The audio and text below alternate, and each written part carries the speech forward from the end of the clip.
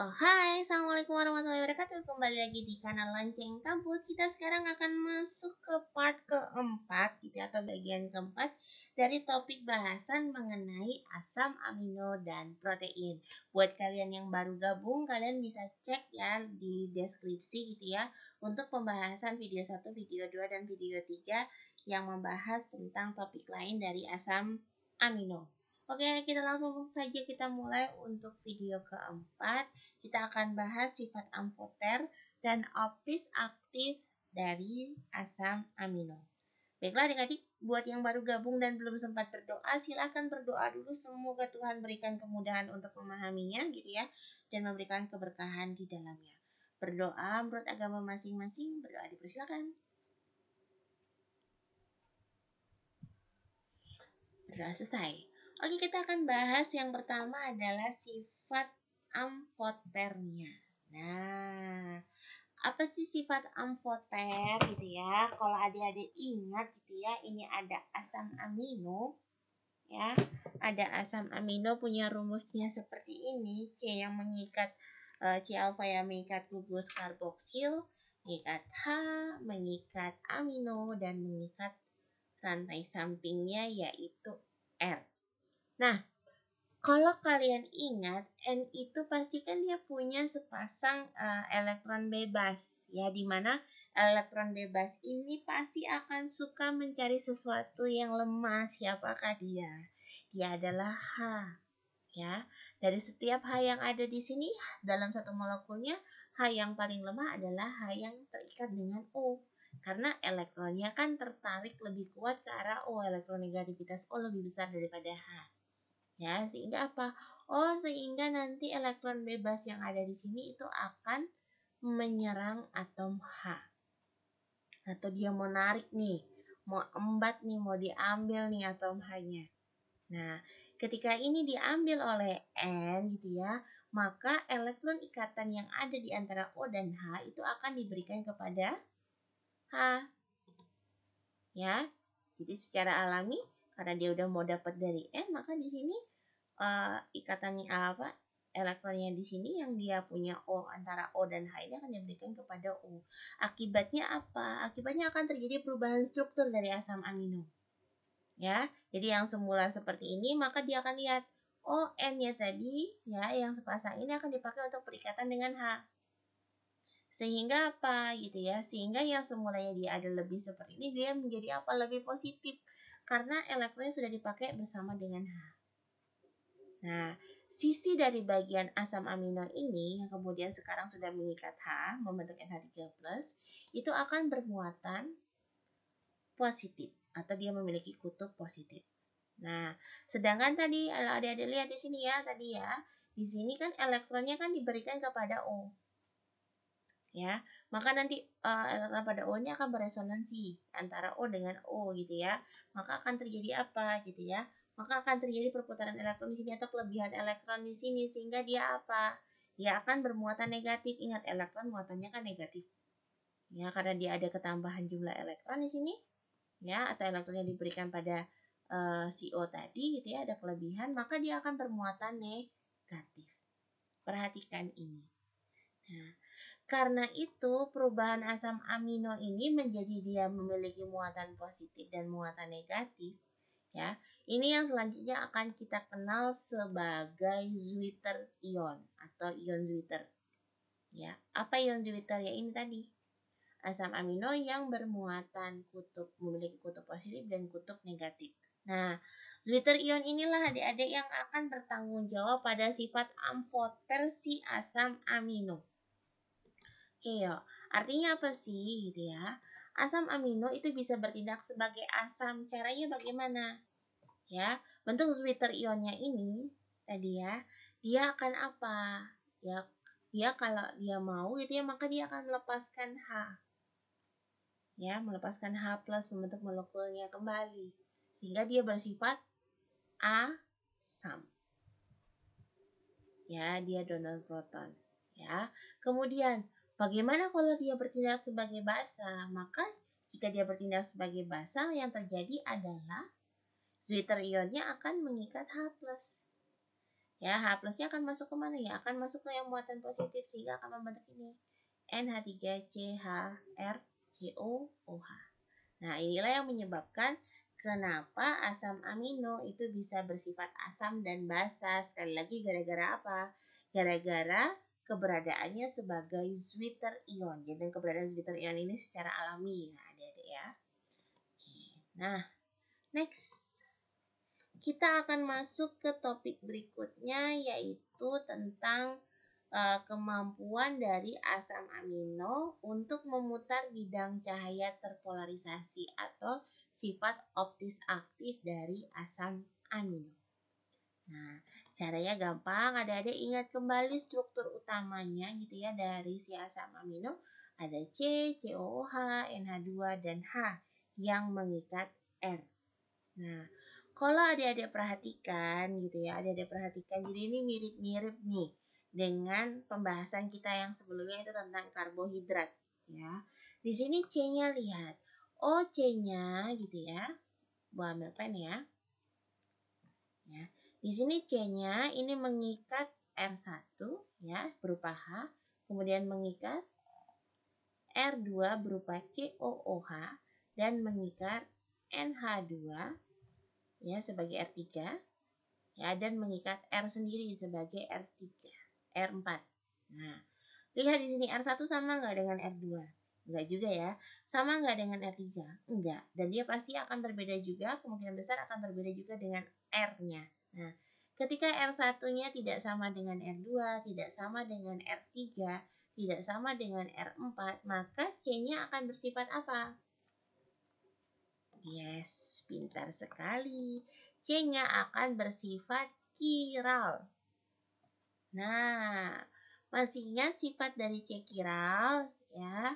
C kiral itu artinya apa? Dia dapat berputar ya karena besaran R1 dengan R2, R3-nya dan R4-nya itu berbeda ya. Jadi nanti kita akan mengenal ada L isomer ya dan ada D isomer ya atau yang selanjutnya kita kenal sebagai enantiomernya ya enantiomer L atau enantiomer D. Nah, enantiomer inilah keberadaan enantiomer ini yang bisa posisi sebagai L dan D ini yang mengakibatkan dia bisa memutar bidang cahaya terpolarisasi. Jadi kalau kita pakai alat polarisator kita bisa lihat dia muternya kemana nih. Artinya kita bisa nentuin ini asam amino jenis L atau asam amino jenis D. Nah, kita lihat di sini. Nah, kalau misalkan dalam pengamatan alat dia ternyata memutar cahaya ke kiri, sudah dapat dipastikan dia adalah L isomer. Masih ingat L isomer apa, Dek? Levo rotation. Ya, jadi dia memutar cahaya ke arah kiri. Ya, tapi kalau dia memutar cahaya ke arah kanan gitu ya, maka kita kenal dia sebagai D isomer atau dextra rotation. Ya, jadi istilah ini sama dengan yang ada pada karbohidrat. Selama C dari asam amino ini bersifat kiral. Ya, nah fokusnya apa nih? Kalau pada karbohidrat kita fokusnya pada keberadaan OH. Nah, kalau pada asam amino caranya sama simpelnya. Ya, jadi adik-adik lihat di sini. Bagaimana cara kita menentukan L dan D untuk asam amino? Coba deh kalian perhatikan. Ini ada L-alanin, D-alanin, ada L-serin, ada D-serin. Ya, maka caranya adalah apa? Tipsnya adalah ya, ingat kalau kita punya karbon pastikan bentuk dia kan tetrahedral. Ya, maka nanti adik-adik posisikan gitu ya. Gugus karboksilnya itu ada pada bagian atas yang menghadap keluar. Ini garis keluar itu menghadap keluar ya. Kemudian R-nya ini R ya. R-nya itu ada di bawahnya COO. Ya. Sedangkan nanti tinggal kita lihat posisi aminonya. Kalau aminonya ada di sebelah kiri ya, maka dia kategorinya adalah L isomer atau di sini adalah L alaninnya. Ini karena struktur alanin ya. Nah, tapi kalau misalkan nanti gitu ya, posisi NH3-nya ada di kanan, maka dia bentuk isomer D. Oke, apa tadi caranya tipsnya? kita proyeksikan ya secara Fisher, kemudian nanti COO-nya taruh di atas, R-nya taruh di bawah, tinggal adik-adik lihat posisi NH3-nya ada di mana. Serin juga demikian adanya, lihat di sini. Oh, NH3-nya ada di sebelah kiri. Ya, makanya namanya L-serin ya. Kalau NH3-nya sebelah kanan, maka namanya D-serin. Ini struktur serin. Ya. Jadi fokus kita adalah kita melihat keberadaan keberadaan gugus aminonya. Ya. Kalau dia di sisi kiri proyeksi Fisher, maka dia L isomer. Kalau dia di sisi kanan, maka dia D isomer atau dia memutar ke kanan. L isomer dia memutar ke kiri. Bisa dipahami adik-adik ya? Oke, untuk lebih paham Bu Amel akan sajikan dalam bentuk 3 dimensinya gitu ya. Kita lihat di sini ada L-valin. Kita mau meyakinkan nih, benar nggak sih L-valin itu posisi NH2-nya itu ada di sebelah kiri kalau strukturnya seperti ini ya. Jadi ini kalian bisa pakai aplikasi KingDraw gitu ya. Install aja di HP kalian ya. Ini aplikasi free dan enak banget dipakainya. Kalian bisa nulis reaksi kimia dan kalian juga bisa melihat sampai ke struktur 3 dimensinya. Oke, Bu Amel akan tunjukkan bagaimana benar nggak sih struktur ini benar adalah kondisi L-valin. Ya, kita mulai.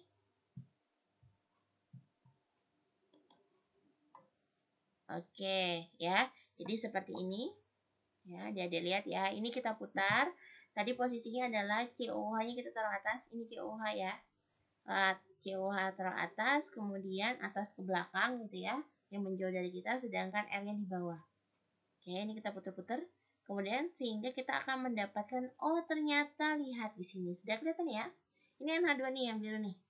Dia posisinya ada di sebelah kiri. Yes. Ya, lihat ya, dia ada di sebelah kiri. Ya, artinya apa? Oh, artinya benar gitu ya. Ini adalah posisi L atau level rotation. Ya, setelah kita posisikan tadi apa?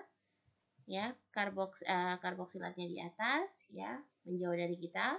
Kemudian L-nya di bawah juga menjauh dari kita. Ternyata setelah diputar ya, oh posisi dari aminonya ada di sebelah kiri. Ya, nanti silakan coba install KingDraw chemical structure deh gitu ya. Itu mudah banget dipakai. Oke, ternyata benar ya. Oh, posisi N dari NH3-nya itu ada di posisi sebelah kiri. Ini kita putar lagi ya. Kita putar lagi. Nah, di sini. Oke ya, jelas ya, dia posisinya adalah di sebelah kiri. Oke, next kita lihat bagaimana dia kok bisa posisinya D-valin. Ya. Kita putar kembali. Ya. Caranya sama gitu ya. Oke. Nah, oke. Di sini COOH-nya kita putar ke atas. Oke, menjauh dari kita. Oke, kita putar ke atas, menjauh dari kita. R-nya ada di bawah, luruskan. Nah, lihat ini kan NH2 nih yang biru nih. Nah, ini NH2 nih yang biru nih. Ya, dia posisinya tepat di sebelah kanan. Ya, lihat dia di kanan ya. Oke. Kalau dia di kanan berarti benar gitu ya. Dia adalah struktur D-alanin. Bisa dipahami? Ya. Jadi, adik-adik bisa gunakan aplikasi ini untuk mempelajari apakah suatu struktur itu bersifat D dan L. Kalau kalian kesulitan untuk mendimensikannya secara langsung. Jadi, kalian bisa pakai bantuan aplikasi ya. Jadi, intinya kalau secara sederhana, ada digambarkan dalam struktur Fisher-nya, kemudian COO-nya atau karboksilatnya dipaksa taruh di bagian atas gitu ya, di bagian atasnya adik-adik gitu ya. Kemudian R-nya ada di bagian bawah, dua-duanya menjauh dari sudut pandang kita. Kemudian tinggal adik-adik lihat posisi NH3-nya ada di mana. Oke, semudah itu ya. Oke, untuk mengasah pemahaman kalian dari video ini, coba deh kalian kerjakan latihan ini ya. Jelaskan mengapa asam amino bersifat amfoter. Kemudian kalian dari identifikasi apakah asam amino yang ada pada struktur yang ini, ya, dia dapat memutar bidang polarisasi atau tidak. Jika ya, tentukan jenis asam aminonya apakah dia dextro atau levo. Oke, kemudian yang terakhir adalah coba deh kalian gambarkan struktur Fisher ya dari L-glutamat dan D-lisin. Oke, tadi kita akan cek jawabannya bersama pada sesi diskusi atau akan bapak uploadkan video pembahasan tentang soal-soal yang ada pada video asam amino. Oke, video keempat sudah selesai adik-adik. Kita sudah bahas secara komplit tentang sifat amfoter dan sifat optis aktif dari asam amino. Lagi-lagi yang kita lihat adalah sifat dari asam amino tersebut. Oke, terima kasih adik-adik sudah menyaksikan sampai dengan video keempat. Kalau belum kalian bisa lihat link video-video lanjutannya dan sebelumnya gitu ya di deskripsi. Jika kalian merasa video yang Bu Amel share ini memberikan manfaat buat kalian, mudah dipahami, jangan lupa klik like, komen gitu ya dan subscribe ya. Share juga ke teman-teman kalian dan kita buka jalan kebaikan bersama. Oke, kita akhiri dulu untuk video keempat. Banyak kurangnya dari Boba mohon maaf. Sampai jumpa di video kelima masih tentang asam amino dan protein. Sekian, wassalamualaikum warahmatullahi wabarakatuh. Terima kasih ya.